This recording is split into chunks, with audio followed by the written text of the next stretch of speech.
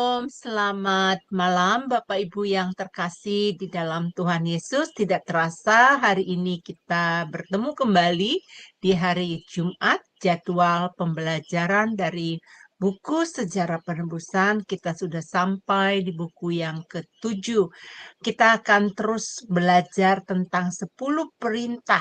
Ini pelajarannya ada analis perintah ya, ada mengenai pelajaran perintah. Nah, hari ini kita akan masuk di dalam pelajaran perintah yang kedua ya Bapak Ibu yang terkasih. Sebelum kita meneruskan dan memulainya pelajaran ini, mari kita satukan hati di dalam doa dan saya akan memimpinnya. Mari kita berdoa. Bapak Sorgawi, terima kasih ya Bapak kalau saat ini kami berkumpul bersama di Jum Sema Adonai. Kami mau belajar akan kebenaran firman Tuhan dari pelajaran buku Sejarah Penebusan. Bapa, kami tahu kami menyenangkan hati-Mu karena kami mau mengikuti perintah-Mu Bapa untuk belajar kebenaran firman. Bapa, kami percaya Engkau akan mengurapi guru kami, Bapak dosen kami, Bapak Pendeta Yudi Lengkong yang akan mengajarkan, biarlah waktu dia memaparkan Bapak urapan-Mu turun atas hidupnya, biarlah Engkau pakai Tuhan, hidupnya Tuhan untuk dapat mengajar kepada kami. Bapak Sorgawi, begitu juga ya Bapak, untuk saya pribadi, Engkau akan mengurapi sehingga saya bisa memimpin dari awal, pertengahan, dan akhir. Bagi kami yang ada di Zoom Sema Adonai maupun yang ada di live streaming yang mengikuti pelajaran ini, hamba memohon ya Bapa, biarlah kasih-Mu, urapan-Mu, Engkau memberkati kami semuanya, agar kami diberikan kecerdasan ya Bapa untuk dapat belajar dan dapat menyimaknya dan dapat memahami apa yang menjadi pengajaran-Mu pada malam hari ini. Bapa, kami sangat bersyukur kalau pelajaran ini dijabarkan yang tidak biasa kami dengarkan di gereja kami. Ini adalah pelajaran khusus ya Bapa untuk supaya kami lebih memahami isi Alkitab. Secara detail Bapa Engkau akan menjabarkan kepada kami melalui hamba-Mu dan kami mengucap syukur akan hal itu karena pengajaran sejarah penebusan telah banyak memberkati banyak orang di dunia ini ya Bapa. Bahkan buku sejarah penebusan telah ditransfer ke berbagai banyak bahasa ya Bapa. Dan bahkan Tuhan dari buku sejarah penebusan ditetapkan Tuhan untuk diajarkan di sekolah STT sebagai bahan studi buat mereka. Terima kasih ya Bapa. Kami kembalikan ucapan syukur Tuhan karena Bapa pasti membantu seluruh tim kru yang bekerja di belakang layar, juga mengenai listrik kami, internet kami, seluruh perangkat kami. Pasti Bapa akan memberkati dan mengurapi dan menjaganya sehingga acara pengajaran hari ini tidak terhalang Bapa. Bapak Surgawi, terima kasih. Kami naikkan pujian, syukur, dan hormat hanya bagi nama-Mu. Haleluya. Amin. Ada amin Bapak Ibu yang terkasih. Baik, tim operator kami akan mempertayangkan mengenai profil dari Bapak Pendeta Yudi. Dipersilakan. Shalom semua, berjumpa kembali dengan Firman Adonai. Dan pada kesempatan kali ini kita akan berkenalan dengan pembicara kita, yakni Bapak Pendeta Yudi M. Lengkong. Dan berikut adalah profil singkat dari beliau. Nama lengkap Pendeta Yudi PM Lengkong, Eskom, MDiv MTH Demin.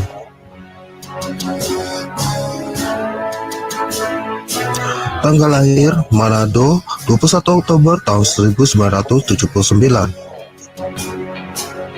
Alma mater Sarjana Komputer Eskom di Universitas Bina Nusantara Jakarta pada tahun 2003. Master of Divinity MDiv di The Presbyterian General Assembly Theological Seminary Florida US pada tahun 2010.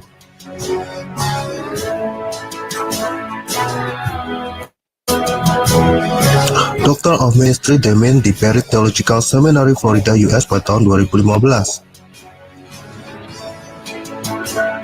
Master Teologi MTH di STT Bethesda Bekasi pada tahun 2021. Pelayanan. Beliau pernah melayani sebagai pendeta di Gereja Presbyterian Bukit Sion Indonesia di Jalan Ragawana 1 nomor 2 Puri Cinere, Depok. Pembicara seminar buku seri Sejarah Penebusan untuk Yayasan Damai Sejahtera Utama, Depok. Dosen di STT Hagiasmos Mission, Jakarta. Dan sekarang beliau melayani sebagai pendeta di Presbyterian Bukit Sion Indonesia di Jalan Ciliwung nomor 5 Purwantoro, Kecamatan Blimbing, Kota Malang, Jawa Timur.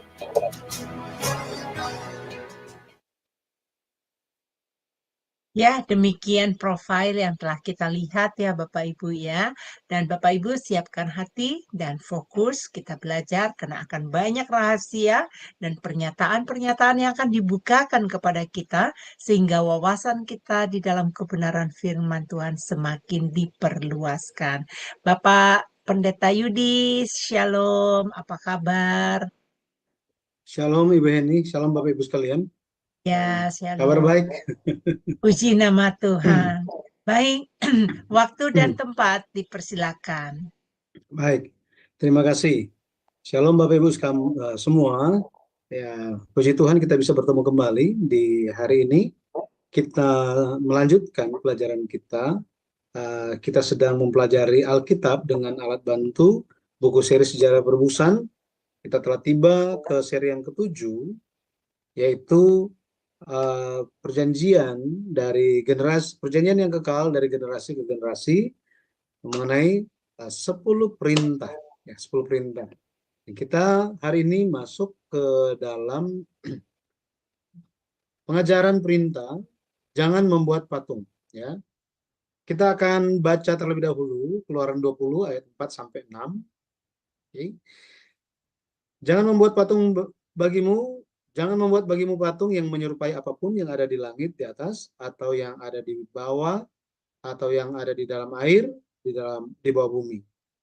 Jangan sujud menyembah kepadanya atau beribadah kepadanya, sebab Aku, Tuhan Allahmu, adalah Allah yang cemburu, yang membalaskan kesalahan bapa kepada anak-anaknya, kepada keturunan yang ketiga dan keempat dari orang-orang yang membenci Aku. Tetapi Aku menunjukkan kasih setia kepada beribu-ribu orang, yaitu mereka yang mengasihi Aku dan yang berpegang pada perintah-perintahku. Amin. Ini adalah firman Tuhan. Jadi di pelajaran sebelumnya kita telah melihat bersama-sama mengenai penafsiran perintah, ya, penafsiran perintah tentang analisis perintah seperti apa perintah yang kedua ini. Nah, hari ini kita akan melihat bersama-sama tentang pengajaran perintah yang kedua, jangan membuat patung yang menyerupai apapun. Baik, kita akan bahas secara khusus beberapa pelajaran. Yang pertama itu pelajaran mengenai ibadah. Itu ada ajarannya. Sikap kita beribadah itu seperti apa. Kemudian kalau orang melanggar itu bagaimana? Apa yang akan terjadi kepada orang itu? Setelah itu kita akan lihat pelajaran sejarah penebusannya atau makna penebusannya. Baik, kita akan lihat yang pertama tentang ibadah. Tentang ibadah.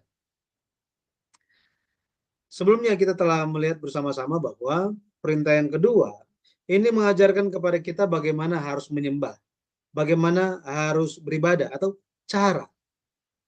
Ingat, perintah pertama itu menekankan siapakah subjek atau siapakah target penyembahan kita. Sedangkan perintah kedua menekankan tentang apa? Tentang bagaimana cara kita menyembah Dia, menyembah Tuhan. Maka hari ini kita akan lihat tentang bagaimana cara penyembahan itu. Ya, harus seperti apa kita menyembah? Seperti apakah kita beribadah? Meskipun kita tahu siapa sasaran ibadah kita, kita sudah kenal, kita mengenal Dia, kita dekat dengan Tuhan kita, Dialah yang hanya Dia sasaran ibadah kita, sasaran penyembahan kita. Tapi jika cara penyembahan kita salah, maka itu bukanlah ibadah yang sejati. Bukanlah ibadah yang sejati. Maka kalau kita lihat mengenai perintah kedua ini dicatat di Keluaran 20 ayat 5 dan Ulangan 5 ayat 9. Di situ menekankan tentang bagaimana kita menaikkan ibadah kita. Bagaimana kita bisa menyembah dengan benar. Bagaimana kita bisa menyembah dengan benar. Jadi Keluaran 20 ayat 5 dan Ulangan 5 ayat 9 ini berbicara mengenai jangan sujud menyembah atau beribadah kepadanya. Ini kepada berhala-berhala dikatakan jangan sujud menyembah kepada berhala-berhala itu, jangan beribadah kepada berhala itu. Maka kebalikannya apa? Kebalikannya gimana? Jika ada larangan begini untuk berhala, maka kebalikan dari ayat ini adalah kita hanya sujud menyembah dan hanya beribadah kepada Allah saja. Ya, jadi jangan sujud menyembah kepada berhala, jangan beribadah kepada berhala, melainkan kita harus sujud ya, di hadapan Allah, menyembah dengan sungguh-sungguh. Jadi ketika kita mengingat lagi bagaimana kita beribadah, misalnya di hari Tuhan misalnya, apakah sudah sujud menyembah? Apakah dengan kita telah sujud menyembah dengan sungguh-sungguh? Nah, kata sujud di sini di dalam bahasa Ibrani, kata sujud itu menunjuk kepada saha, bahasa Ibraninya, artinya membungkukkan muka ke bawah. Jadi membungkukkan muka sampai ke bawah katanya. Ya, seperti itu. Dan arti lainnya beribadah. Beribadah. Maka ketika kita menyembah Allah, harus bagaimana? Harus sambil meminta belas kasihan. Meminta rahmat Allah. Dengan rupa apa? Sujud di hadapan Allah. Sujud sepenuhnya. Sekarang, pertanyaannya, setiap kali kita pergi beribadah hari Minggu, ada yang sujud sampai membungkukkan muka sampai ke bawah? Ada yang seperti itu? Sudah tidak lagi kan? Tidak seperti itu. Ya. Kalau misalnya ada gereja yang cara menyembahnya seperti itu gimana? Ada yang mau pergi ke situ? Ya, kemungkinan nggak ada yang mau datang ke situ kan? Maka kita harus memahami ungkapan sujud menyembah dan beribadah. Di sini terkandunglah beberapa arti. Yang pertama, hal ini menunjuk kepada sikap ibadah yang rendah hati. Sikap ibadah yang rendah hati. Orang yang merasa hebat, sombong, itu tidak akan pernah bisa sujud atau bungkuk badan terhadap siapapun. Iya kan? Terhadap siapapun. Jika dia sombong, ini lehernya terlalu keras. Nggak bisa dia begini. Ya, badan dia terlalu keras. Nggak akan bisa rendah hati. Maka kita perlu beribadah dengan kerendahan hati. Bahwa di hadapan Tuhan sama semua. Saya selalu menekankan di jemaat. Gitu ya. Oh, karena dia banyak uang maka duduk di depan. Tidak seperti itu. Semua sama di hadapan Tuhan. Ya. Maka kita perlu menyadari bahwa oh ya, kita datang beribadah hari Minggu di hadapan Tuhan perlu dengan hati yang rendah. Hati yang benar-benar memohonkan belas kasihan Tuhan. Jangan seperti oh ya saya datang. Ya Tuhan berkati ya syukur, kalau enggak ya sudah. Ya itu suka-suka Tuhan, dan terserah dia lah. Ya bodoh amat lah. Apakah itu sikap rendah hati? Tidak ada rendah hati seperti itu. Ya. Yang kedua, sikap ibadah yang sujud menyembah di hadapan Tuhan itu seperti apa? Itu adalah mengakui di hadapan Allah bahwa kita adalah orang yang berdosa. Orang yang berdosa. Jika kita mengakui kita adalah orang yang berdosa, kita akan membungkuk bersujud di hadapan Allah. Maka kita tidak bisa mengelak untuk bertobat atas kesalahan-kesalahan kita. Iya kan? Iya. Pada akhirnya kita akan tunduk di hadapan Tuhan. Kenapa? Karena Tuhan yang mengampuni kita. Misalnya gitu kan. Apakah kita misalnya ada eh, kita lakukan suatu kesalahan kepada orang yang lain. Kita yang bersalah. Kemudian di hadapan orang itu apakah ada yang bisa menerima jika yang datang minta maaf terus begini, saya minta maaf ya, saya minta maaf. Siapa yang mengampuni orang yang seperti itu? Terlebih Allah, kita. Dia tidak akan menerima orang yang tinggi hati, seolah-olah itu tidak ada dosa. Jadi kita harus benar-benar bertobat di hadapan Allah karena segala dosa kita, kesalahan kita, kekurangan kita. Ya, kemudian hal berikutnya, sikap sujud menyembah dan beribadah yang sungguh-sungguh di hadapan Tuhan mengandung makna mengakui bahwa apa? Bahwa kita mau hidup dengan taat kepada firman Allah. Sujud ini merupakan sikap hamba. Sikap dari hamba. Artinya hamba itu memiliki tuan. Sikap kehidupan dari seorang hamba adalah taat kepada majikannya, kepada tuannya. Maka kita perlu memiliki sikap hamba yang seperti itu. Sujud seperti seorang hamba, taat kepada perintah Tuhan. Dan itu merupakan hal yang menyenangkan hati Tuhan. Ya. Dan yang terakhir, sikap seperti apa ya dimaksud yang terkandung di dalam sujud menyembah dan beribadah? Itu adalah memiliki sikap memohon dengan sungguh-sungguh. Dengan sungguh-sungguh. Jadi ketika beribadah di hadapan Tuhan, kita harus berserah. Ya, berserah segala pergumulan kita di hadapan Dia, segala permohonan, permasalahan kita di hadapan Tuhan. Jika kita beribadah dengan benar, dengan kesungguhan kita, pada akhirnya kita akan bisa melihat kehendak Tuhan di balik kesengsaraan itu, di balik pergumulan itu. Ya, kita bisa memahaminya dan kita akan mengalami suatu mujizat yang luar biasa ketika permasalahan kita bisa lewati. Nah, saya banyak alami hal yang seperti itu. Tidak ada lagi yang bisa tidak ada tempat untuk bersandar. Tidak ada tempat untuk bersandar. Ya, bahkan orang setingkat menteri sekalipun. Nah, ini setingkat apa?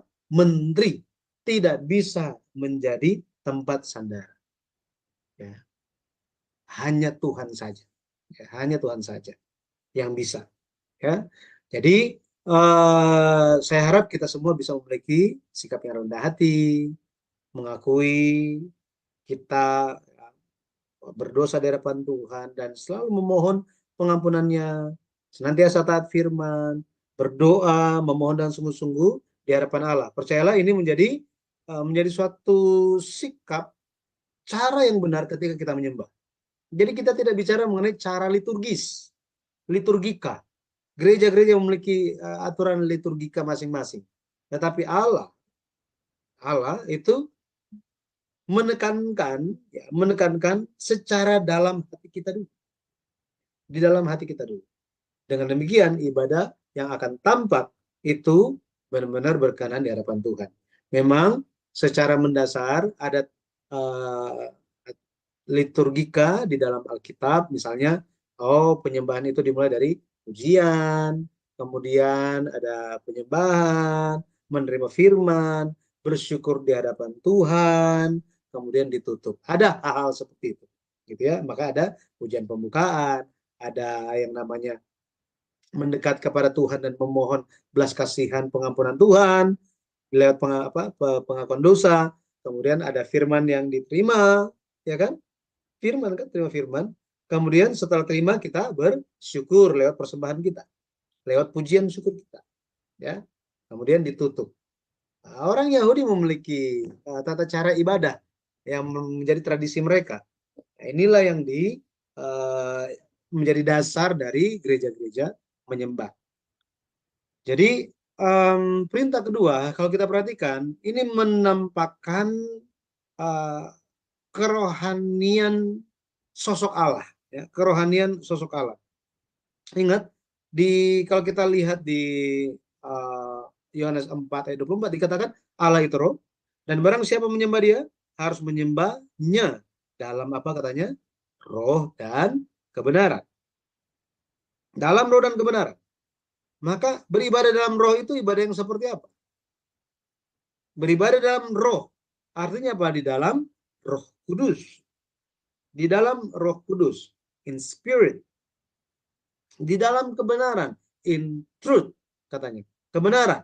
Yohanes 17 ayat 17 katakan firman-Mu adalah kebenaran. Jadi kita harus menyembah dengan di dalam Roh Kudus dan firman. Harus memahami. Kebenaran adalah firman Tuhan. Ketika kita beribadah, itu harus di dalam kasih karunia Roh Kudus, kemudian harus ada firman. Gitu ya. Harus ada firman. Inilah ibadah yang sejati. Inilah ibadah yang sejati. Maka kiranya kita memiliki ya, pemahaman ini ketika kita menyambut hari Tuhan, kita bisa beribadah dengan sikap yang memahami ya, penyembahan itu seperti apa. Oke. Hal yang berikutnya, kita akan belajar tentang kesudahan atau akhir dari orang yang melanggar. Jika orang melanggar itu seperti apa? Nah, kita akan lihat satu contoh di dalam Alkitab, itu Nebukadnezar. Nebukadnezar. Itu Raja Babel. Ini menjadi contoh yang sangat baik bagi kita. Kalau kita lihat, Raja Nebukadnezar ini, dia yang menghancurkan Yehuda Selatan. Ya, itu di tahun 586 sebelum Masehi. Dia memiliki kekuasaan atas dunia. Nah, kalau kita lihat dengan segala pencapaian ini tidak bisa mengelak untuk ya jadi terkenal, ada kuasa, jadi sombong, lupa gitu ya. Suatu hari dia itu karena berdasarkan mimpinya dia membangun patung yang sangat besar. Di Daniel pasal 3, kita bisa lihat tinggi patung itu 27 meter, bayangkan. 27 meter. Lebarnya hampir 3 meter lebarnya. Luas ya. Maksudnya besar ya. 3 meter lebarnya, kemudian tinggi sekali. Sekitar 27 meter. Ini dalam hasta. Tapi satu hasta itu bisa dikali satu hasta sampai dengan 45 cm. Maka kita dapat angka-angka ini. Gitu ya. Sangat-sangat besar. Luar biasa. Nah, ketika hari pentabisan itu, wah, hadir semua orang. Kemudian dibuatkan suatu peraturan bahwa apa? Setiap kali trompet berbunyi, semua rakyat harus bersujud menyembah patung itu. Patung Nebukadnezar itu. Yang tidak sujud menyembah akan dilempar dalam perapian yang menyala. Nah, kalau kita lihat, ada 3 teman Daniel yang menolak untuk sujud menyembah. Jadi tadi saya katakan, Daniel 3 ayat 5, kalau dengar bunyi sangkakala, seruling, kecapi, rebab, gambus, serdam, dan berbagai jenis bunyi-bunyian, harus sujud menyembah patung yang telah didirikan Raja Nebukadnezar itu, katanya. Harus, gitu ya. Tapi kita bisa lihat ya, ayat yang ke-6 dikatakan yang tidak sujud menyembah akan dicampakkan seketika itu juga ke dalam perapian yang menyala-nyala. Sangat menakutkan kan? Sangat menakutkan. Tapi ya, di ayat 14 dikatakan Nebukadnezar bicara kepada Sadrak, Mesak, dan Abednego. Apakah benar kamu tidak memuja dewaku dan tidak menyembah patung emas yang kudirikan itu? Ya kan? Kenapa kalian tidak sujud? Benarkah kalian tidak sujud? Tanpa takut mereka jawab apa? Mereka jawab bahwa tidak, ya. Tidak, ya. Kami tidak akan menyembah. Ya. Ayo, sembahlah, ya. Sembah patung itu. Kenapa? Karena jika tidak, kalian akan dilempar ke dalam dapur api atau perapian yang menyala-nyala itu. Dan tidak ada kuasa apapun, dewa manapun yang bisa selamatkan kalian. Tidak akan ada bisa. Waduh, di hadapan ancaman yang demikian, Sadrak, Mesak, Abednego di ayat 16, 17, mereka bilang apa? Tidak ada gunanya kami memberi jawab kepada Tuanku dalam hal ini. Jika Allah kami yang kami puja sanggup melepaskan kami, maka ia akan melepaskan kami dari perapian yang menyala-nyala itu dan dari dalam tanganmu ya Raja. Bayangkan. Jadi mereka tidak mau. Mereka tidak mau. Tidak perlu bicara lagi katanya. Kami tidak akan menyembah. Ayat 19, Nebukadnezar itu sangat marah. Sampai-sampai dibilang apa? Perapian itu dibuat 7 kali lebih panas katanya. Waduh, iya kan? Ini sangat-sangat luar biasa gitu kan? Panasnya luar biasa sampai-sampai apa? Orang-orang yang mengangkat Sadrak, Mesak dan Abednego itu, itu mati semuanya juga. Maka di hadapan perapian yang luar biasa itu, kita bisa lihat Sadrak, Mesak dan Abednego tidak kendor iman mereka. Haleluya. Gitu ya. Mereka tidak kendor. Ya, kami tidak akan sujud menyembah. Tidak akan sujud menyembah. Jadi kalau kita lihat Daniel, mereka 3 teman Daniel ini mereka menampakkan rupa iman yang luar biasa. Luar biasa. Di hadapan Allah mereka benar-benar tidak mau melanggar perintah keberapa? Kedua. Nggak mau. Ketika dilempar, orang yang lempar mati. Tetapi 3 orang ini, Sadrak, Mesak dan Abednego, dikatakan mereka jalan-jalan katanya. Jalan-jalan. Tetapi bukan cuma 3, kelihatannya ada 4. Dan yang keempat itu seperti anak dewa katanya. Kita bisa lihat, Tuhan ada beserta dengan Sadrak, Mesak, dan Abednego. Tuhan ada beserta dengan orang-orang yang taat firman. Tidak menyembah berhala. Tidak sujud di atas patung. Ya, kepada patung. Bayangkan. Jadi kalau kita lihat di dalam sejarah gereja mula-mula dan sejarah gereja sampai gereja modern, banyak orang martir. Gara-gara apa? Gara-gara Yesus. Mereka tidak mau menyangkal Yesus. Kalau saya mengingat Pendeta Abraham Park menceritakan tentang perang Korea.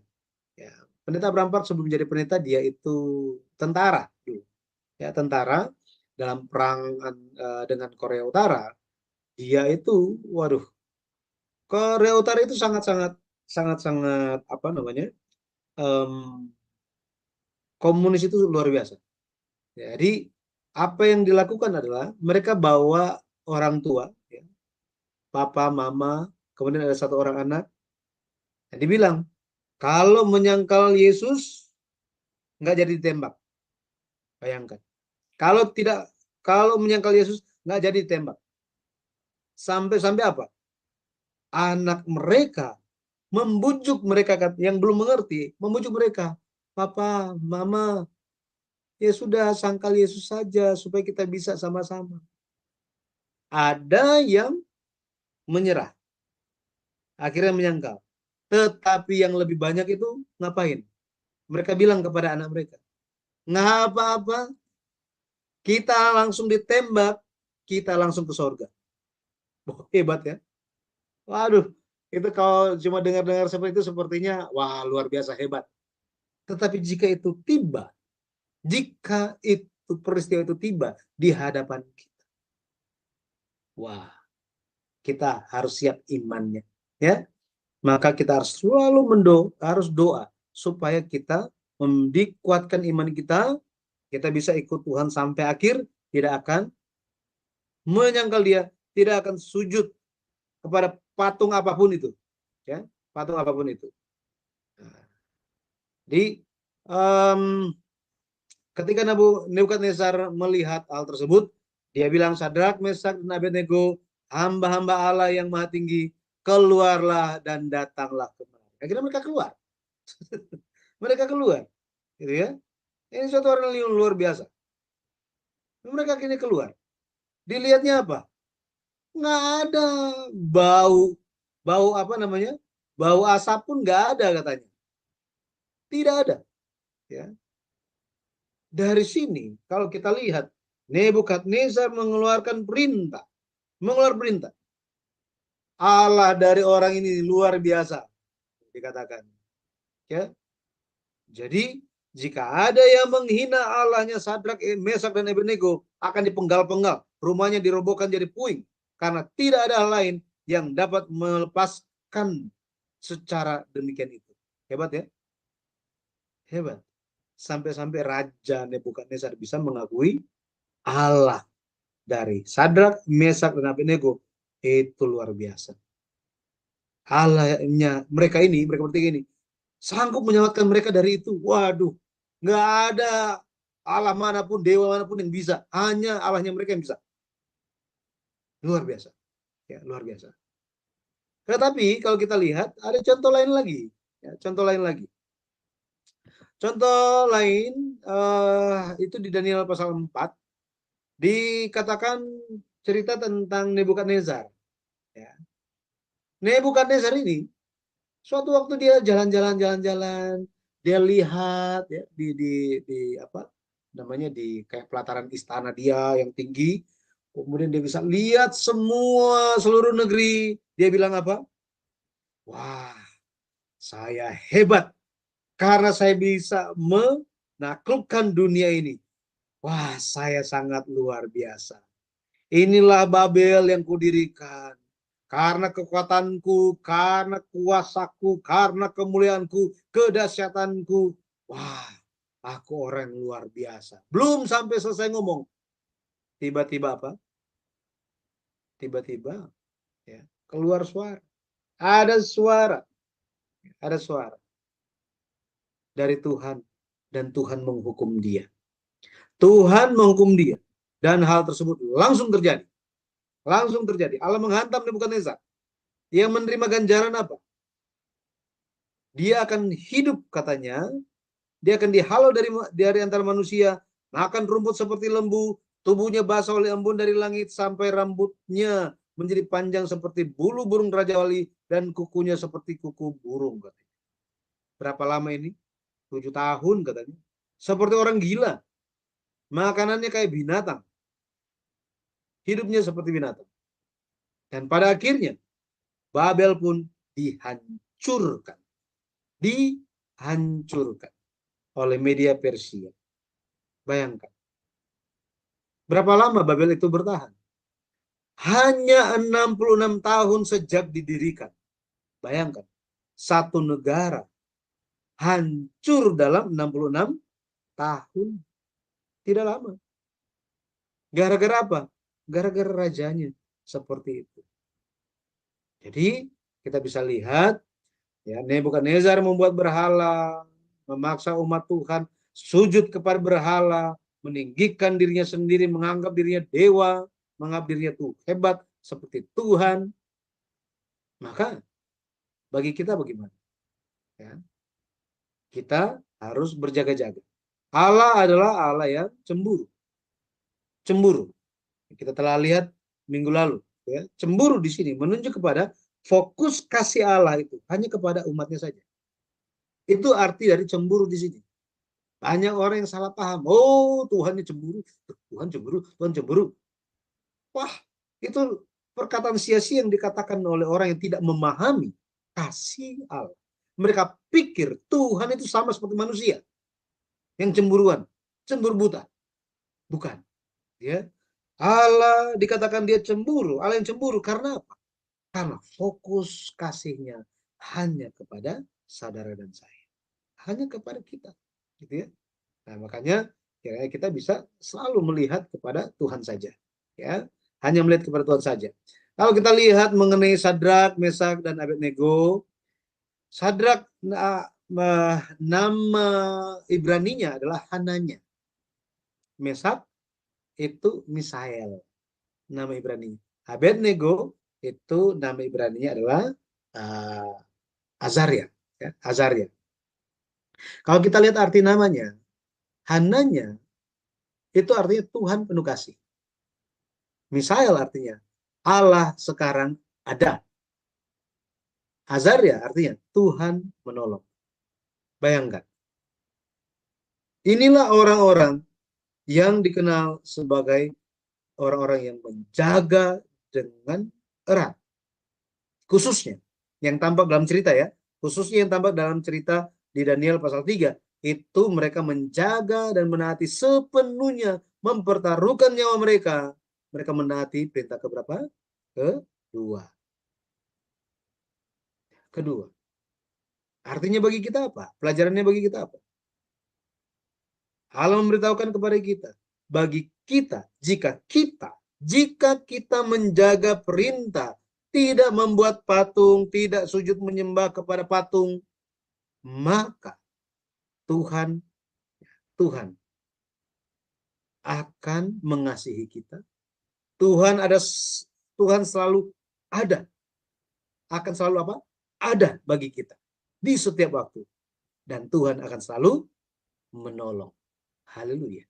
Bukankah ini yang mereka alami? Sesuai dengan arti nama mereka. Ketika mereka taat sepenuhnya perintah Allah, maka mereka mengalami kasih Allah.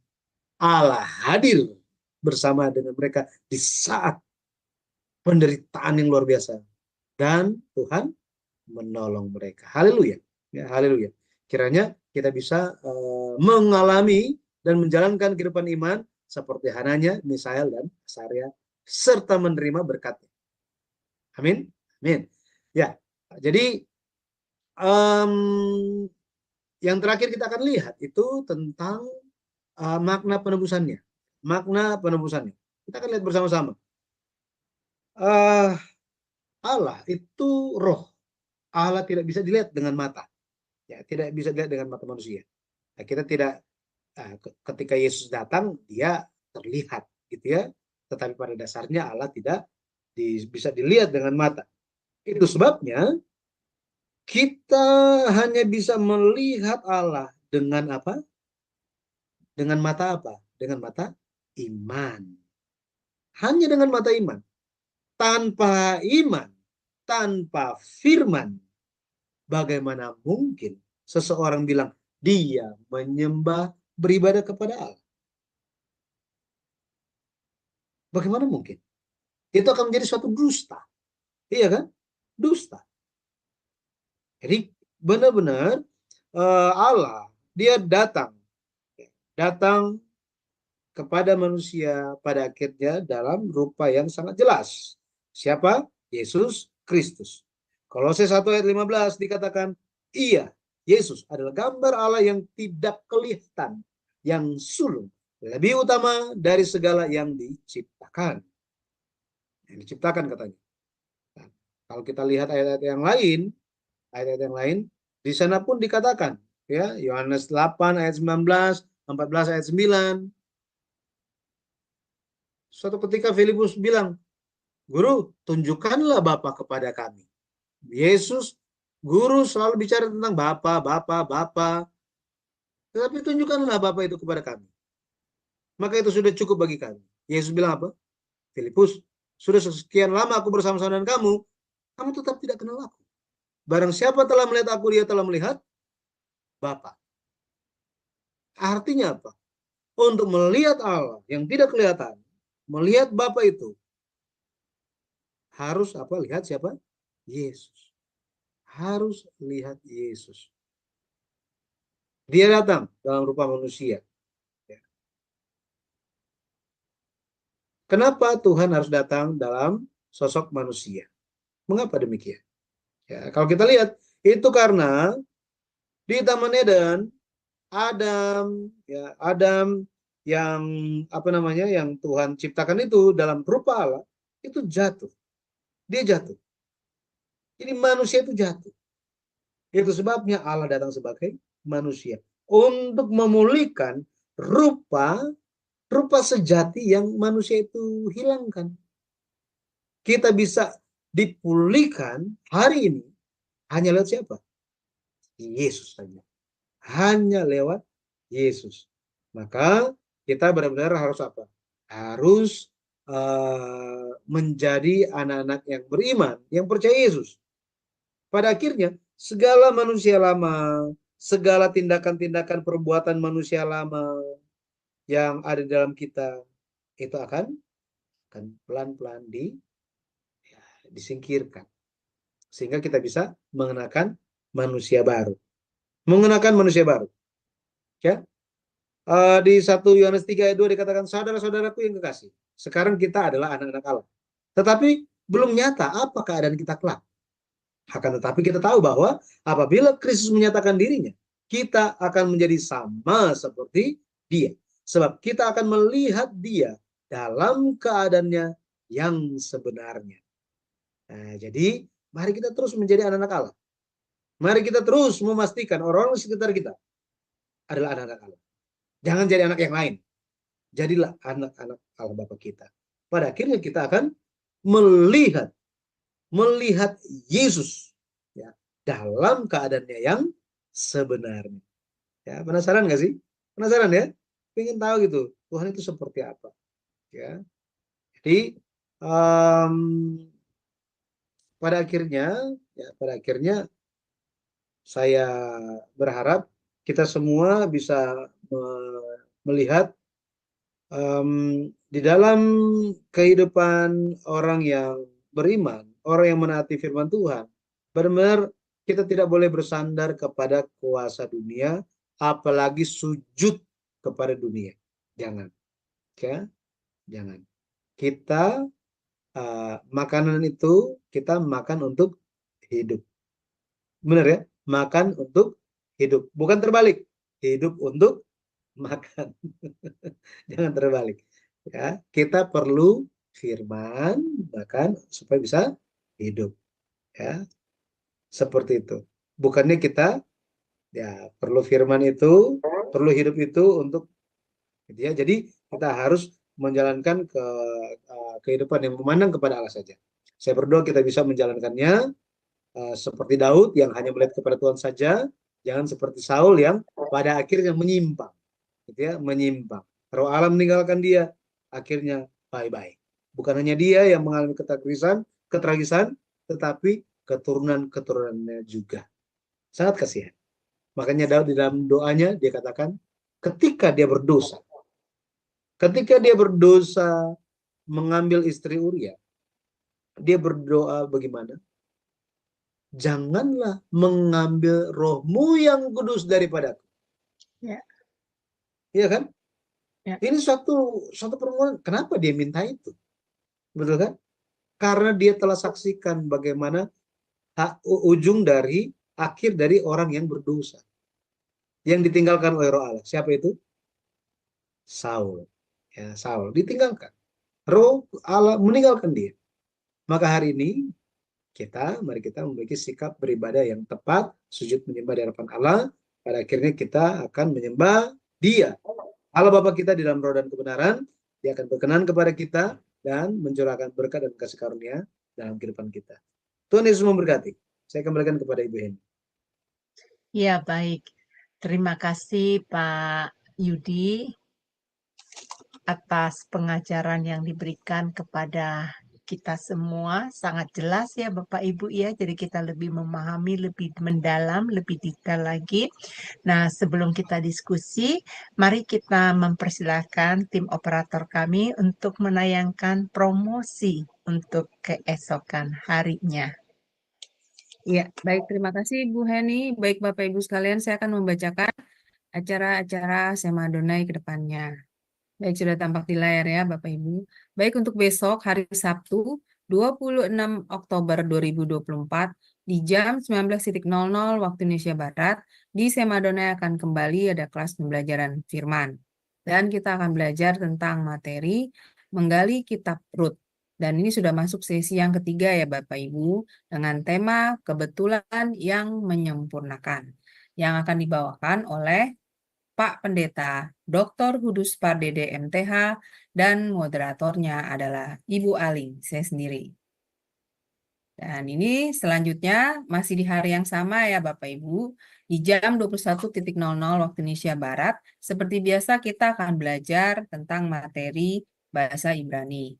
Dan ini sudah masuk sesi yang ke-20 dengan tema Definite Contracts yang akan dibawakan seperti biasa oleh narasumber kami, yaitu Pak Evangelis Erikson Ritonga BTH, dan moderatornya adalah Bro Agus. Selanjutnya ini adalah renungan pagi Sema Adonai ya Bapak Ibu, diadakan setiap hari mulai dari hari Senin sampai dengan Sabtu, dimulai dari jam 5.30 pagi waktu Indonesia Barat dan dilayani oleh hamba-hamba Tuhan yang sangat memberkati. Jadi Bapak Ibu sekalian, untuk renungan pagi Sema Adonai ini dapat Bapak Ibu ikuti lewat Zoom Sema Adonai atau lewat channel YouTube C Firman.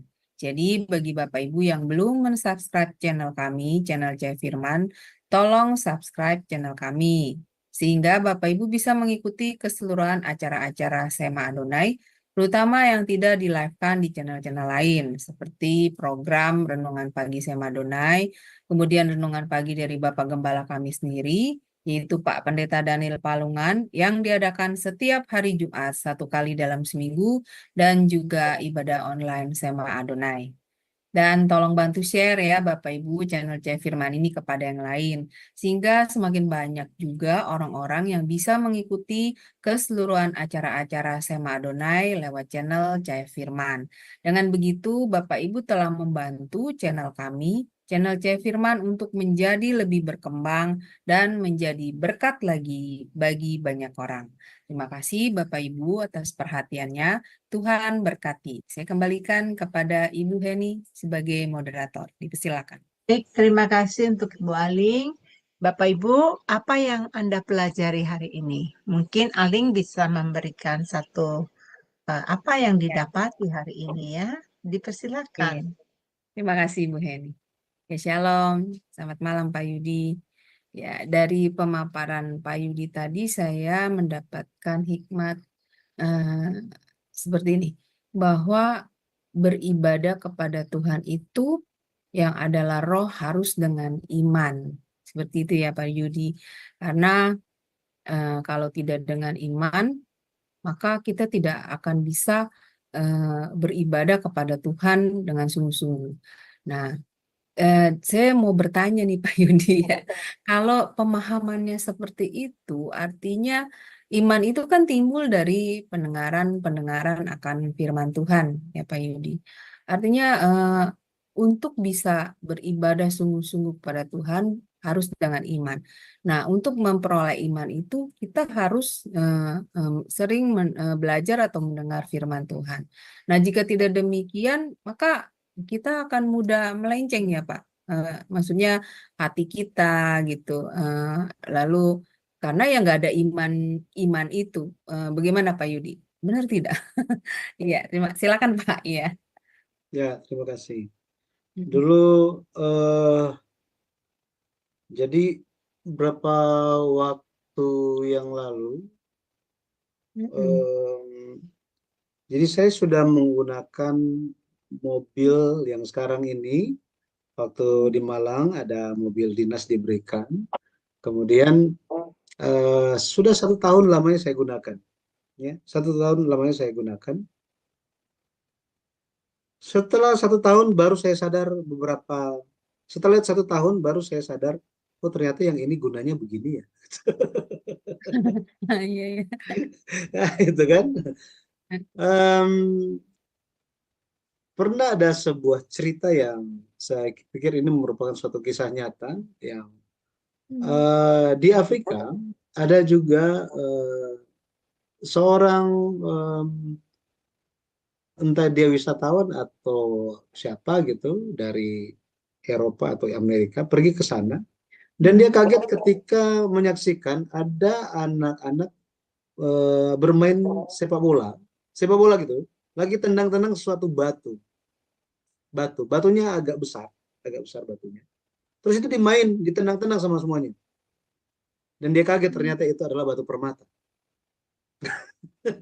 Batu permata dipakai buat apa? Main main bola. sepak bola.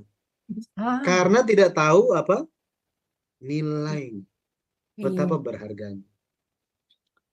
Setelah menerima Yesus Kristus, banyak orang tidak tahu betapa berharganya Yesus itu. iya, Betapa betul. berharganya. Hmm. Setelah menerima Yesus sebagai juru selamat, banyak orang yang tidak sadar bahwa Tuhan itu seperti apa kuasanya, siapa dia, dan apa tujuan Tuhan untuk orang yang barusan percaya Tuhan. Iya, betul itu. Banyak yang tidak menyadari hal ini. Kenapa Benar. saya menjadi percaya? Oh, saya jadi percaya gara-gara menikah. Oh, Hmm. saya jadi percaya gara-gara memang papa mama saya Kristen. Oh, Mm. ya karena papa saya pendeta ya, saya ke gereja. Oh, Mm-mm. saya karena ada suatu hal yang ajaib, tiba-tiba saya ada terlihat suatu gambaran. Oh, kok ini mirip yang digambar-gambar rumah teman-teman yang Kristen. Kayak itu, oh Yesus itu. Oh, akhirnya saya jadi percaya. Oh, saya alami ini, itu, ini, itu. Banyak hal yang menuntun orang kepada Yesus. Tetapi setelah ketemu dengan Yesus, mereka berhenti di situ. Berhenti di situ. Apa adanya. Gitu ya. Maka gereja memiliki tanggung jawab supaya orang-orang itu bisa bertumbuh. Jika tidak demikian, maka setiap orang akan menyembah Tuhan dengan pikirannya sendiri. Bukan sesuai dengan apa yang Tuhan kehendaki. Iya. Tadi kan di awal. Iya. Sudah mengenal. Perintah pertama sudah mengenal apa? Oh ya, tak boleh ada Allah lain. Oh ya, hanya Tuhan saja. Hanya Tuhan. Pokoknya hanya mau beribadah kepada Tuhan saja. Tapi caranya salah. Tidak memiliki 4 makna itu di dalam hati ketika menyembah. Mm-mm. Saya sudah Kristen sudah lama. Saya sudah sumbang banyak di gereja ini. Pendeta, kalau pendeta nggak dengerin saya, ya itu pendeta bisa saya tinggal telepon aja ke pusat, pendeta bisa ganti kapan saja. Jadi tolong ya, apakah itu mengenal Tuhan? Hmm. Tidak. Iya kan? Hal-hal ini terjadi dalam gereja, dimanapun itu di seluruh dunia. Bahkan ada yang berantem dengan pendeta. Pendeta dan pendeta pun berantem semua. Buat apa? Iya. Karena apa? Salah dalam menyembah. Gitu. Wow. Nah, Mm. kita kembali lagi tadi, sangat penting untuk mengenal Tuhan lewat firman. Lewat firman kita menerima iman. Iya. Lewat kita lewat dari jalur manapun itu kita bisa percaya Yesus. Tetapi bagaimana iman kita itu bisa bertumbuh? Mm-mm. Itu harus ada asupannya. Makanya Rasul Paulus selalu bilang apa? Rasul Paulus bilang, ya aku menanam, Apolos menyiram, tetapi Tuhanlah yang memberikan pertumbuhan. Iya kan? Iya. Jadi harus ada apa? Satu hal tadi, bertumbuh. Bertumbuh. Tapi orang tanpa sadar bilang apa? Oh, saya sudah dewasa. Kenapa saya sudah dewasa dalam iman? Karena saya sudah puluhan tahun di gereja. Jadi saya sudah dewasa. Karena sudah puluhan tahun di gereja. Saya sudah dewasa karena saya pelayanan hampir setiap hari. Saya hampir nggak ada waktu untuk keluarga. Saya sudah dewasa karena saya banyak sumbangan ke gereja. Nah, itu kalau nggak saya yang kasih persembahan banyak, mau jadi apa itu gereja? Apakah ini yang Tuhan inginkan? Tanpa sadar, semua sedang menyimpang. Awalnya benar, tetapi akhirnya menyimpang. Ya. Jadi kita harus berjaga-jaga. Seperti itu, Ibu. Iya, baik. Terima kasih Pak Yudi untuk Sama-sama, Ibu. pencerahannya. Ya, Tuhan berkati. Saya Iya. kembalikan ke Bu Heni. Ya, silakan Bu. Baik. Terima kasih untuk Aling yang telah partisipasi ya. Dan bagaimana kalau ada pertanyaan orang, Pak? Mereka kan tadi jangan ada patung ya. Tapi mereka punya patung di rumah, Pak. Tapi katanya mereka tidak menyembahnya gitu. Jadi mereka hanya buat hiasan. Nah, itu bagaimana, Pak? Ya, kalau hanya untuk hiasan-hiasan saja sih mungkin nggak apa-apa ya. Tetapi em, ya harus berjaga-jaga lah gitu. Karena jangan sampai kita terpikat oleh hal-hal tersebut. Nah, itu. Ya, Jangan nanti sampai kita terpikat. lanjutkan itu. Kita izinkan dulu Pak Daniel Simon untuk bertanya. Dipersilakan, Pak. Selamat malam, Pendeta Yuti.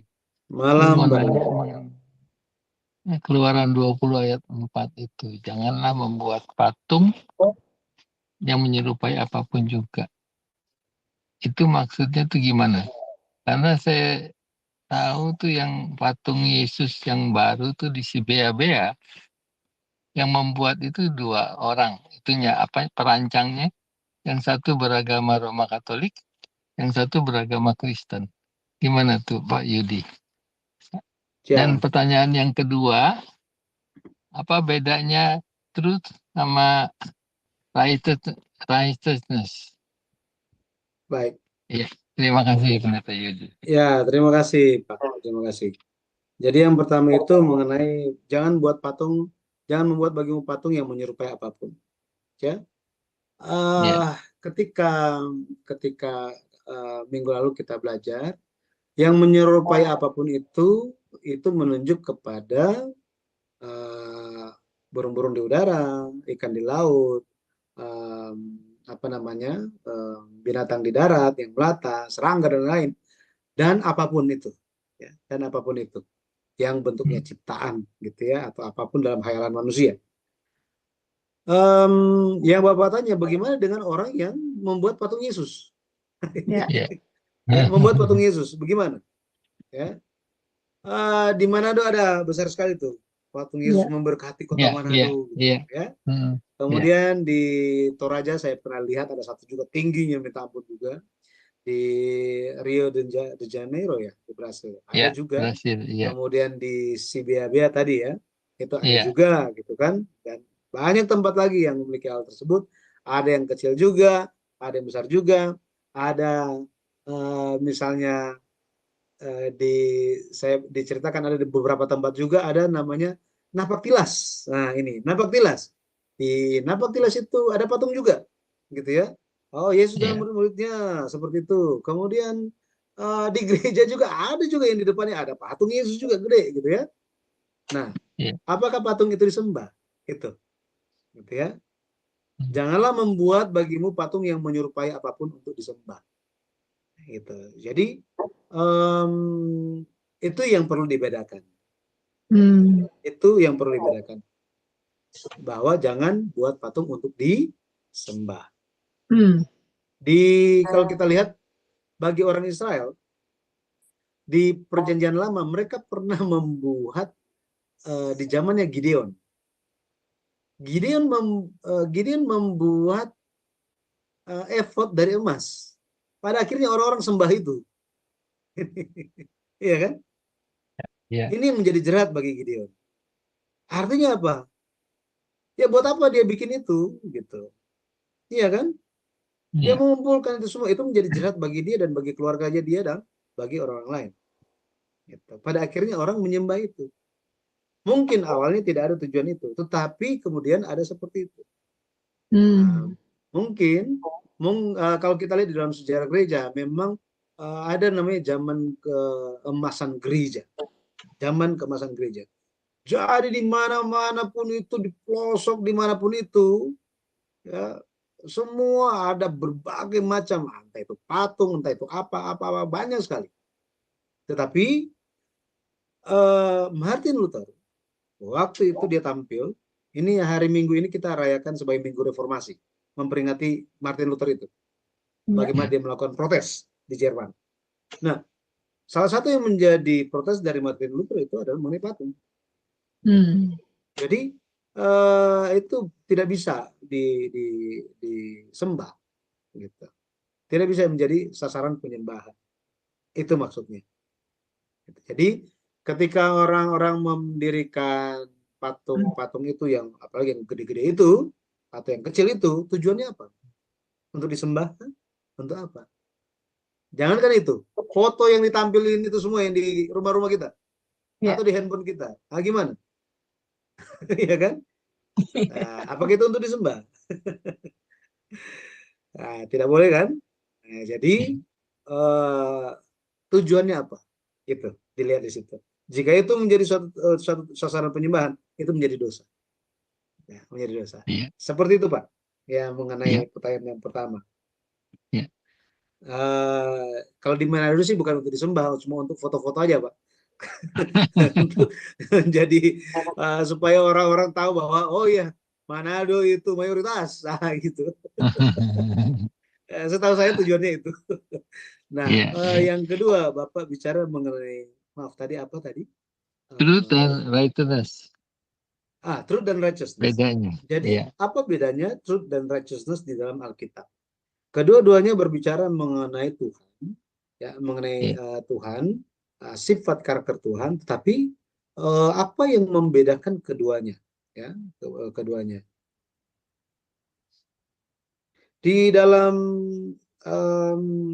Alkitab, khususnya di kitab Mazmur, itu dibedakan dua hal itu.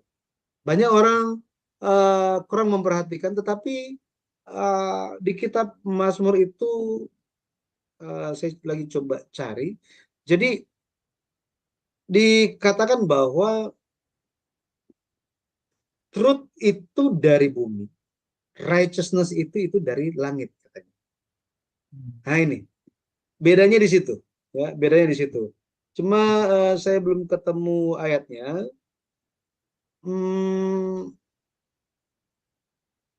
Jadi itu perbedaannya. Iya. Perbedaan truth itu bicara tentang asalnya itu dari bumi, sedangkan righteousness itu dari langit. Kalau kita masuk lebih dalam lagi, kalau kita lihat, truth itu berbicara tentang fakta. Apa yang benar menurut pandangan umum, gitu ya. Suatu fakta, suatu kebenaran, gitu ya. Itulah yang ada di bumi, yang kita bisa pahami. Tetapi tentang righteousness itu tidak kelihatan. Benar ya? Righteousness itu tidak kelihatan. Makanya righteousness itu sering diartikan sebagai kesetiaan, keadilan. Nggak kelihatan. Ya. Kalau kita artikan itu dalam bahasa Indonesia, artinya itu sama kan? True itu benar, right itu benar. Bedanya di sebelah mana? Bedanya, righteousness itu datang dari Tuhan, truth itu dari manusia. Manusia pada akhirnya harus menemukan kedua hal ini. Ketika mereka itu menemukan truth di dalam Yesus, ya kan? I am the way, the truth, and the life. I am the way to the Father, God the Father katanya. Jadi Yesus, dialah kebenaran itu, dialah truth itu. Kenapa truth? Loh, dia kan Tuhan. Kok truth? Harusnya kan righteousness. Iya kan? Karena Yesus datang sebagai manusia. Dan ketika Yesus itu bertindak, semuanya sesuai dengan fakta apa adanya. Kebenaran yang dipahami manusia. Tetapi jika manusia memegang truth ini, kebenaran ini, pada akhirnya akan dituntun kepada righteousness. Akan memiliki sifat yang ilahi. Pandangan kita, benar itu apa sih artinya? Benar artinya tidak salah. Iya kan? Iya. Ya, kita cuma tahu itu kan? Ya, apa itu benar? Oh, saya lakukan kebenaran. Artinya apa? Pokoknya nggak salah aja. Apakah Tuhan Menurut itu hukum. hanya menurut hukum kan? Apakah Tuhan itu dibatasi dengan benar salah seperti itu? Tidak bisa. Tuhan lebih luas lagi. Itu sebabnya diibaratkan oleh kitab Mazmur bahwa righteousness dari Tuhan itu tercurah atau menengok dari langit katanya, dari sorga, from heavens katanya. Nanti saya cari ayatnya ya. Nanti saya bagikan. Ya seperti itu, Pak. Jadi mungkin orang benar righteousness itu hidup dipimpin oleh roh ya. Pasti. Ya, pasti seperti itu. Iya, gitu. iya. Ya, karena kita Oke. semua pun dikenal itu bukan sebagai orang-orang truth, tetapi Ya, kita ya. dikenal sebagai apa? Righteous. Righteousness. Nah, Ya. kita dikenal sebagai righteous. Righteous itu menunjuk kepada orang-orang yang melakukan righteousness, kebenaran. Oke. Kebenaran Ya, apa? ya. Kebenarannya Tuhan, bukan kebenaran manusia. Ilahi. Ya. Ya, Oke. seperti Ya. itu, Pak. Terima Baik. kasih Pendeta Terima Yudi untuk kasih. Kasih Pak penjelasannya. Simon. Terima kasih. Ya, baik sekarang gilirannya Ibu Ingrid. Dipersilakan Bu. Ya, oh maaf Bu. Ya, ya silakan. Terima kasih, Bu Heni. Ya, selamat malam Pak Yudi. Terima kasih buat Selamat malam. pengajaran. Sama-sama, Ibu. Baik. Yang terakhir kan Bapak sebutkan bahwa Daud itu meminta supaya roh Tuhan menjauhkan karena dia berbuat dosa. Karena kan itu kan Pak, dia melihat bagaimana Saul ini dihukum sampai kepada keturunannya. Kan itu memenuhi memang firman Tuhan bahwa di Keluaran 20 ayat 5 kan Tuhan membalas sampai keturunan kedua, ketiga, keempat gitu loh Pak. Tapi Ya. Pak dalam hal ini Pak, ya, boleh tanya nih apa ya sedikit. Silakan. Yonatan kan Pak orang yang baik ya. Siapa?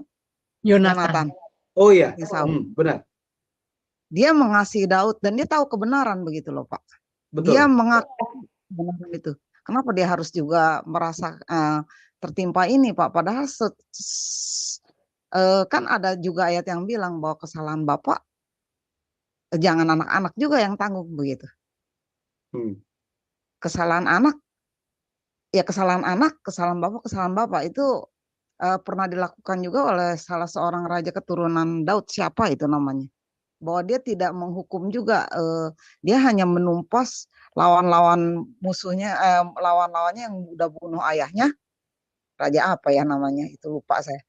Kemudian tapi dia menjalankan apa yang Tuhan bilang bahwa dia tidak menumpas anak-anaknya karena dia tetap berpegang teguh kepada satu ketetapan yang mengatakan bahwa kesalahan Bapak jangan ditimpakan ke anak-anak. Kenapa begitu Pak untuk Yonatan ini? Baik. Jadi yang pertama kita lihat secara konteks dulu. Minggu lalu saya jelaskan bahwa kenapa di dalam penafsiran perintah itu, analisis perintah, kenapa muncul Allah membalaskan sampai yang ketiga sampai keempat, gitu ya, keturunan yang ketiga dan keempat. Karena waktu itu mereka sampai keturunan keempat, jadi 4 generasi itu tinggal satu kemah. Jadi apa yang dilakukan oleh orang tua dilihat sampai keturunan yang keempat. Mereka menyaksikannya, mereka melihatnya, sehingga kecenderungan pada waktu itu adalah bukan cuma dosa menyembah patung. Kita balik lagi konteks ya. Dosa menyembah patung. Hanya bicara mengenai itu saja, bukan tentang kesalahan yang lain. Gitu ya. Bukan tentang kesalahan yang lain ya. Jangan sampai kita bilang, oh, karena dia juga tidak menjaga hari Sabat, maka akan dibalaskan kepada yang ketiga dan yang keempat. Nah, seperti itu. Salah paham nanti. Hanya kepada hukum yang mana? Yang kedua. Nah, benar ya?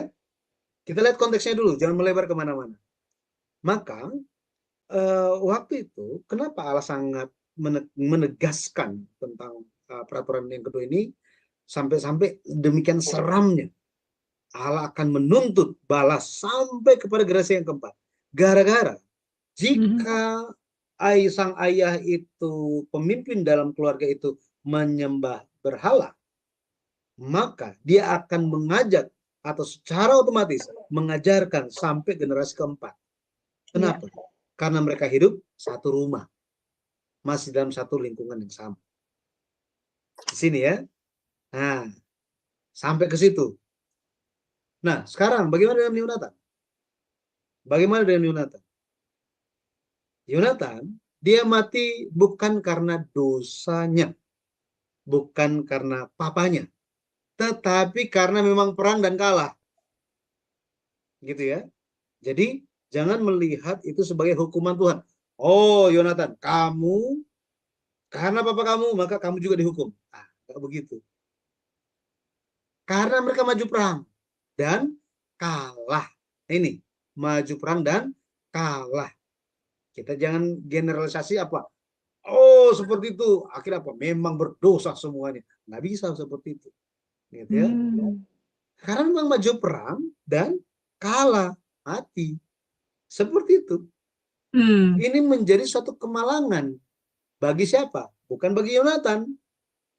Bukan kemalangan bagi Yonatan. Tetapi ini menjadi kemalangan bagi siapa? Bagi Saul. Nah, ini. Bagi siapa? Saul. Bahwa apa? Ya, karena kesalahan dia, akhirnya dia mengalami kemalangan itu. Yonatan sendiri apa? Apakah dia masuk neraka? Ini. Masuk neraka atau masuk surga? Nah, kembali lagi tadi. Dosa orang tua tidak turun kepada anak. Kesalahan itu dituntut masing-masing. Setiap orang menanggung kesalahannya sendiri-sendiri. Nah, seperti itu. Nah, jadi kita harus melihat konteksnya. Nah, jangan itu peraturan yang ini kita atur, kita terapkan semuanya sama. Enggak seperti itu. Makanya tadi Ibu juga cerita gitu kan.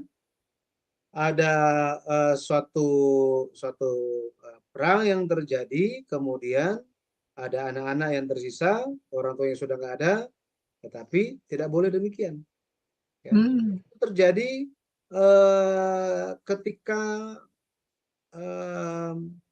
ketika Raja Yehuda Selatan, salah satu Raja Yehuda Selatan itu dibunuh oleh pegawai.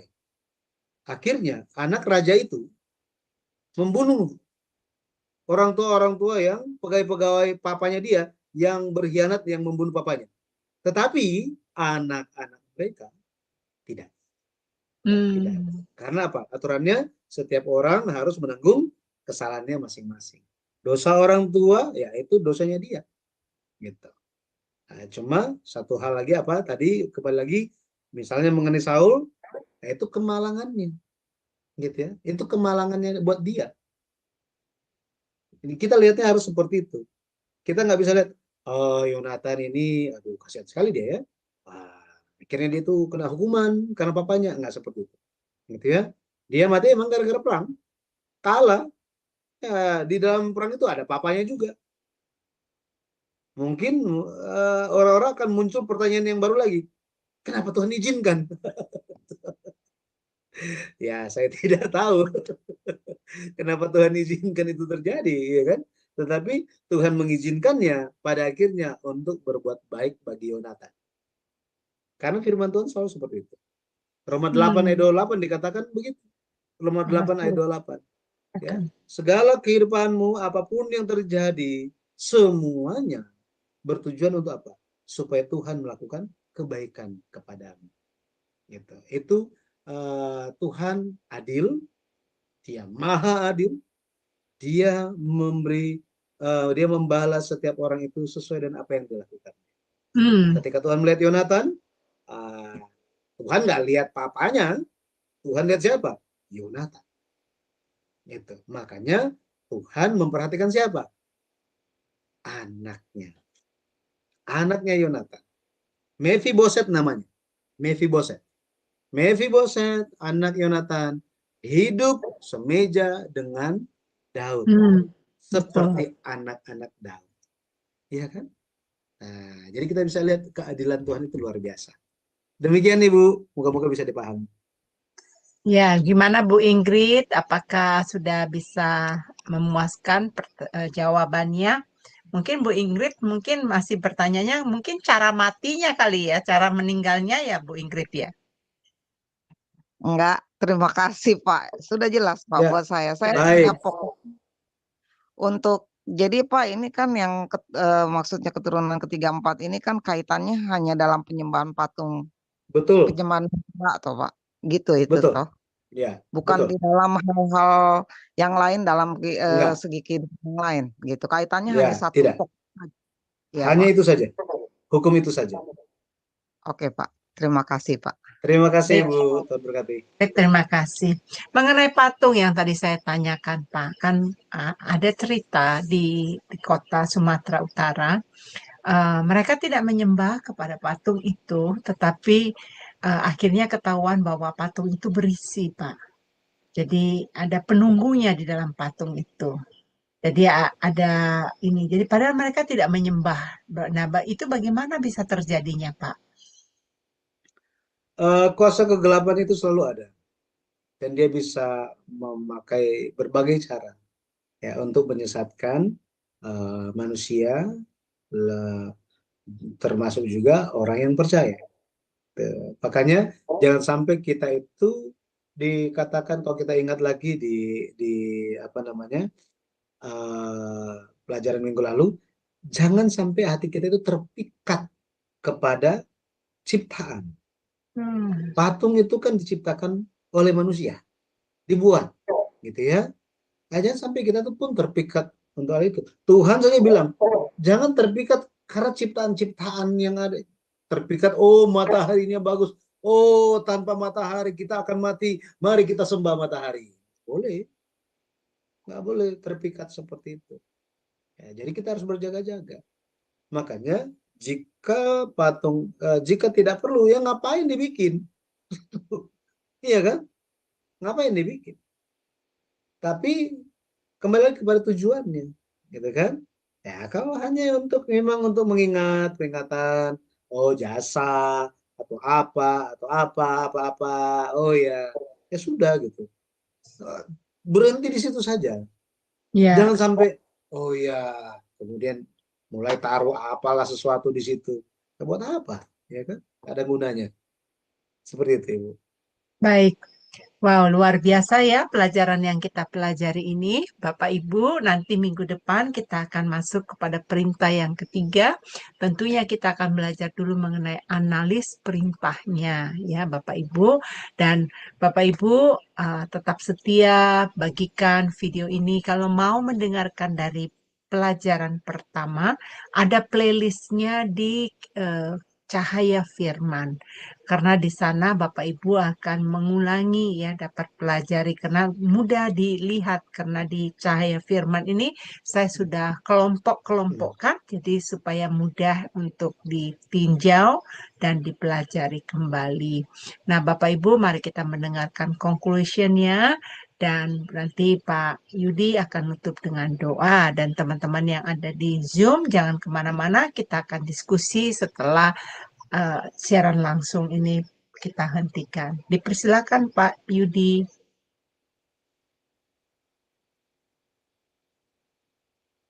Dalam setiap kehidupan kita, kita mengarahkan diri kita setiap hari Tuhan untuk menyembah. Hal ini bertujuan untuk mengingatkan kita tujuan kita diciptakan. Ketika disebutkan perintah mengenai hari, dikatakan bahwa ingatlah dan kuduskanlah hari Sabat, sebab 6 hari lamanya Allah menciptakan, dan pada hari yang ketujuh ia berhenti dari segala yang dia lakukan, dan dia menguduskan dan memberkati hari itu. Ya. Apa tujuan kita diciptakan sebagai manusia? Nabi Yesaya mengungkapkan bahwa kita diciptakan adalah untuk memasyurkan Tuhan, untuk memuliakan Tuhan. Itu sebabnya kita memiliki tugas untuk memuliakan Tuhan. Dan cara terbaik untuk kita memuliakan Tuhan adalah penyembahan yang benar. Dan Yesus mengajarkan menyembah Allah adalah dengan menyembah di dalam roh dan kebenaran. Menyembah di dalam Roh Kudus dan di dalam firman Tuhan.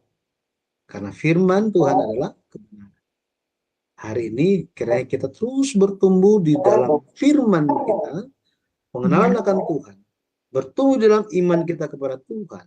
Lewat tuntunan Roh Kudus, pada akhirnya kita berkenan di hadapan Tuhan. Semua ibadah dan penyembahan kita berkenan di hadapan Allah Bapa, dan Dia akan menganugerahkan hidup yang kekal bagi kita semua. Mari kita berdoa. Bapa, terima kasih malam hari ini Engkau telah memberikan kami waktu yang berharga untuk bisa mempelajari firman. Bantu kami ya Bapak, supaya kami tidak berakhir seperti halnya Nebukadnezar, Saul, tetapi biarlah kami benar-benar memahami bahwa kami perlu kerendahan hati. Ajarkan kami supaya kami memiliki kerendahan hati. Ajarkan kami untuk senantiasa ingat bahwa kami adalah anak-anak-Mu yang hanya bersandar kepada belas kasih-Mu dan juga pengampunan. Kami biarlah disadarkan bahwa kami perlu untuk menjadi anak-anak-Mu, hamba-hamba-Mu yang taat kepada setiap firman. Bantu kami untuk senantiasa mengingat bahwa segala hal yang kami jalankan adalah untuk kemuliaan nama-Mu saja. Bapak, terima kasih. Tolong Engkau yang menyertai setiap jemaat-Mu yang berharga, yang mendengarkan firman, dan yang nantinya pun akan mendengarkan firman. Biarlah Bapak Engkau yang akan menuntun setiap langkah kaki mereka, dan Engkau mencurahkan kasih karunia-Mu yang besar. Berkat-Mu kiranya tercurah atas mereka. Berkatilah dan kekuatan dan kesehatan kepada mereka, dan segala hal yang dikerjakan dengan tangan mereka pada akhirnya memperoleh hasil, dan hasilnya itu demi kemuliaan Tuhan saja. Engkau yang memberkati setiap anggota keluarga, bahkan ya Bapak, setiap masa depan dan pengharapan, Engkau yang senantiasa memberikan kelancaran. Bapak, terima kasih. Engkau yang juga memperhatikan setiap tangan-tangan yang mempersiapkan supaya kelas ini bisa dijalankan. Biarlah ya Bapak, kasih karunia Tuhan saja yang akan menyertai dan mencurahkan berkat bagi mereka dan bagi kami semua. Doa kami menerima jawaban dari Tuhan. Terima kasih ya Bapak. Sampai kami bertemu lagi di pertemuan selanjutnya. Kami mohonkan biarlah kasih karunia Tuhan saja yang akan membimbing kehidupan kami. Terpujilah nama Tuhan. Di dalam nama Yesus Kristus kami berdoa dan bersyukur. Amin. Amin, amin. Terima kasih Pak Yudi. Terima kasih, Tuhan memberkati. Bapak Ibu, kita telah mempelajari perintah yang pertama, jangan ada Allah lain. Perintah yang kedua, jangan membuat patung. Dan perintah ketiga, minggu depan kita mulai akan belajar, jangan menyebut nama Allah sembarangan ya. Baik Bapak Ibu yang terkasih, sampai ketemu. Tuhan Yesus memberkati. Shalom, shalom, shalom.